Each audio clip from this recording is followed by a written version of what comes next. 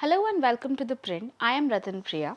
In our previous Great Speeches episode, we looked at Prime Minister Jawaharlal Nehru's May 1951 speech in Lok Sabha, where he defended restrictions on freedom of speech during a debate on the First Amendment to the Constitution. This week, we go back to a letter from Sardar Vallabhbhai Patel to PM Nehru written on 3rd July 1950, less than a year before Nehru introduced the amendments in Parliament. While Nehru spoke in Lok Sabha about the need for bringing in the amendment restricting free speech, this letter gives us insight into little known developments that preceded the amendment. On 8 April 1950, Nehru and Pakistan's Prime Minister Liaquat Ali Khan had signed what became known as the Delhi Pact.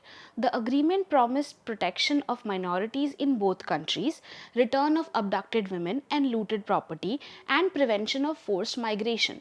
This came after communal violence in Bengal had resulted in a large Hindu refugee influx into India from East Pakistan.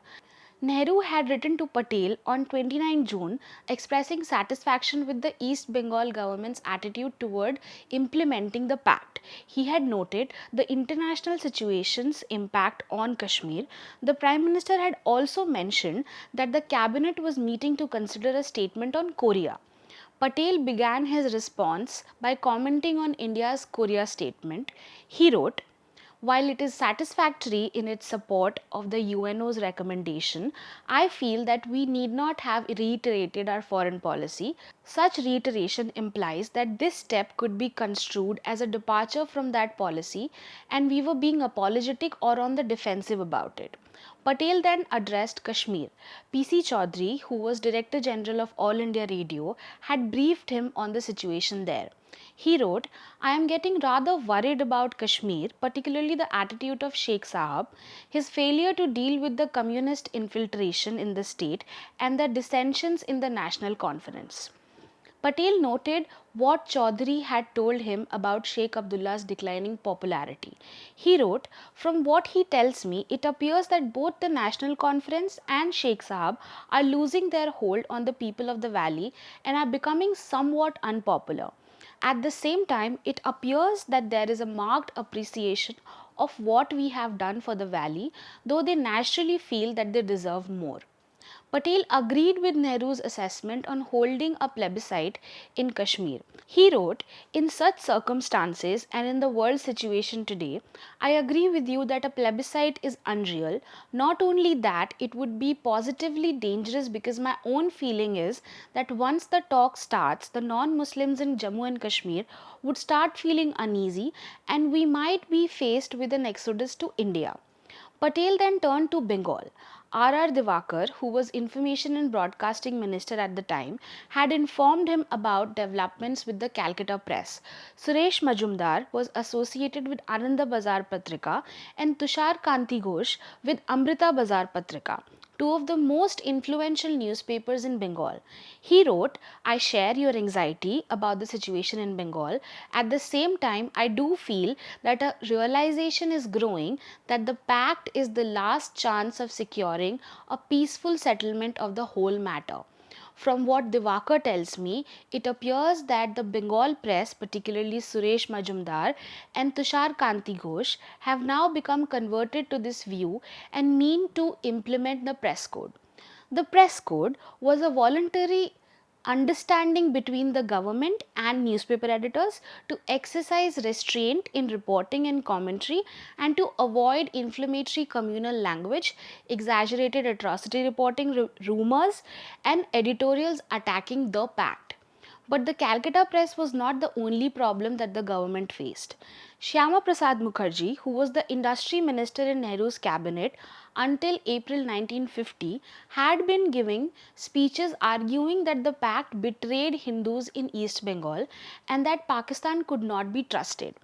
His speeches were mobilizing public opinion in Bengal, especially through coverage in newspapers like Ananda Bazar Patrika and Amrita Bazar Patrika.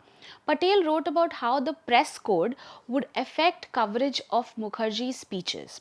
He wrote, it will be their headache to deal with Syama Prasad Mookerjee's utterances in accordance with that code. If they do not deal with them, we can then take them to task. Another challenge before Nehru government in imposing restrictions on press had been created by two Supreme Court judgments delivered in May 1950. These were Ramesh Thapar versus State of Madras and Brij Bhushan versus State of Delhi. The court struck down the government's attempt to restrict the press, holding that pre-censorship of newspapers was unconstitutional and that public order was not a valid ground to restrict speech under the constitution as it then stood. Before Nehru had left for Indonesia, Patel had drawn his attention to these two judgments. Patel wrote, I find no legal powers to deal with either press or men like Syama Prasad Mookerjee. Before you left for Indonesia, I drew your attention to the Supreme Court decision in Crossroads and organizer cases that knocks the bottom out of most of our penal laws for the control and regulation of the press. The Supreme Court had also interpreted sedition laws narrowly, signaling that only speech threatening overthrow of the state could be restricted. Patel wrote, the views which they have expressed in that judgment on the question of sedition make it doubtful whether we can do anything not only about the speeches of Syama Prasad Mookerjee but also those of the more extremist type. When the constitution was being drafted, Patel had raised concerns about the practical application of constitutional provisions. He wrote about this as well. He wrote, as you say, we have involved ourselves in many legal and constitutional difficulties that we do not know how to overcome them. I sounded a note of warning and caution when these provisions were being debated in the drafting committee, but then we were led away by our idealistic exuberance. We seldom pause to consider the practical and administrative applications of the many constitutional provisions and even their interrelation. Article 392 of the Constitution allowed for transitional fixes under the removal of difficulties clause, but this could not rewrite fundamental rights or expand censorship powers. Patel wrote, my own feeling is that very soon we shall have to sit down and consider constitutional amendments. Some minor difficulties we have been able to meet under the removal of difficulties article, but the major headaches affecting everybody are still there to deal with. Patel responded to Nehru's comment about the East Bengal government's satisfactory attitude. He wrote, in your letter of 29 June, you have referred to the satisfactory attitude of the East Bengal government. That attitude is of course matched by the equally satisfactory attitude of the West Bengal government. The whole question is one of the attitude of the people. In that respect, I make bold to say that barring a few exceptions on our side, and I admit there are some big exceptions individually, our people have given and are giving the pact a fair trial, probably fairer than in East Bengal. The Intelligence Bureau had been sending daily reports of incidents across the border in East Bengal. Patel wrote, in the atmosphere which prevails whether in East or West Bengal, we cannot afford to ignore even minor incidents which have the consequence of creating a vague sense of insecurity, fear or alarm. When people have lost their nerves, even small incidents acquire tremendous significance. This letter was significant given how it clearly talked about suggestions regarding constitutional amendment to restrict free speech. And just a year later, in May 1951, Nehru would introduce the first constitutional amendment which added public order as a ground for imposing reasonable restrictions on free speech. Thank you for joining us on Great Speeches. For more from The Print, become a subscriber at theprint.in/subscribe. I am Ratan Priya in Delhi.